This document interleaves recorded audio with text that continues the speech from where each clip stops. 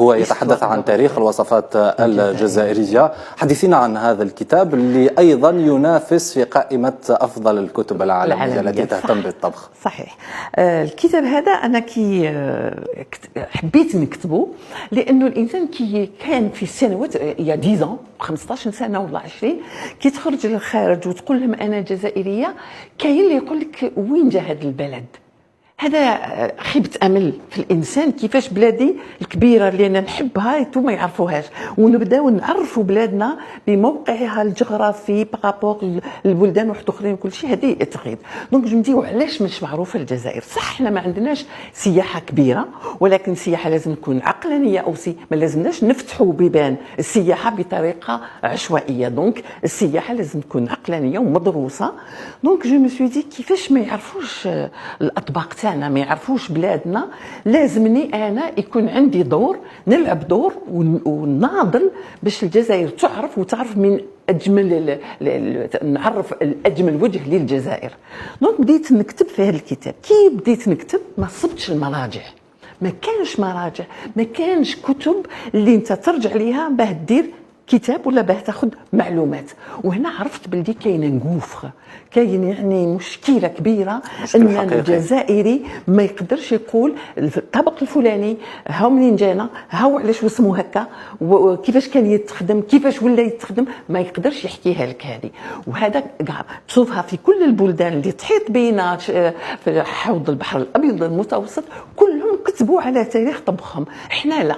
دونك انا قلت لازم نسقل شغفي للكتابة ولتاريخ الأطباق تاعنا عن طريق هذا الكتاب. بديت نكتبه. دونك قلت لك صبت صعوبات، وانا هذا الكتاب كتبته خاصة وأولا للجزائريين. جميل جدا. القارئ الجزائري كي يقرأ كتاب كما هذا راح يعود عنده أدوات باش يروج لأطباق بلاده، يقول هذا الطبق في الكتاب الفلاني قالوا باللي هذا الطبق جزائري وهو اصله وهو فصله، اما سنه كانوا ياكلوه بمعلومات تاريخيه وحقائق تاريخيه وبادله، ايضا ادله علميه بصور اكزاكتومون. اي باغ اكزومبل انا شفت بعض الابحاث في الجامعات تاع ناس حبوا يسانتيغيس لتاريخ الطبخ الجزائري، ولكن من عدم وجود مصادر بيبليوغرافيك وثائقيه ما خدموا اعمال شويه سطحيه. وانا ما نعاتبش عليهم باسكو ما كانش الكتب اللي توري. انا الرحله تاعي ولا المغامره تاعي مع الكتب ولا المصادر سايتي تري دور.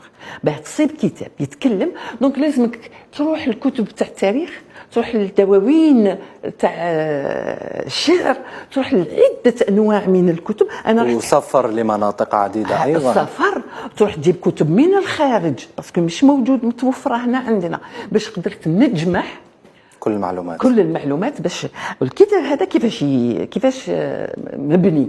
بنيته دابور تاريخ الطبخ عالميا، لأن الطبخ بدأ مع العصر الحجري الحديث، بدينا نكون عندنا معلومات على الأطباق القديمة جدا. وأول الوثائق اللي تعطي دي روسات هي لي تابليت دو يال.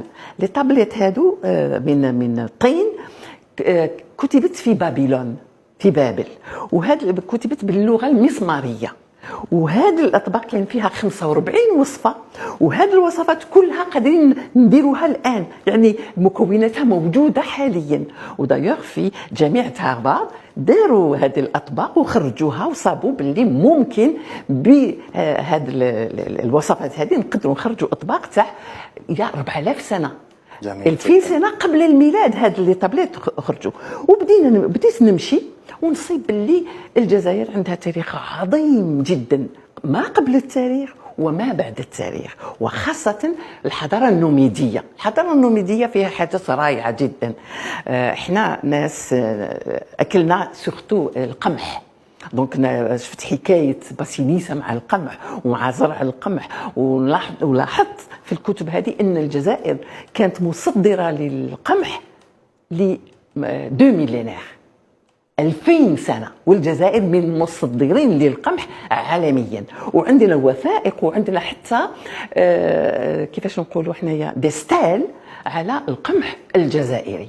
دونك هذا يعني ان الجزائر عريقه جدا في الطبخ وفي المكونات اللي تستعملها. وكل هذا التاريخ جمعتيه من خلال هذا المؤلف اللي صدر ككتاب جميل مثل ما قلت قبل قليل.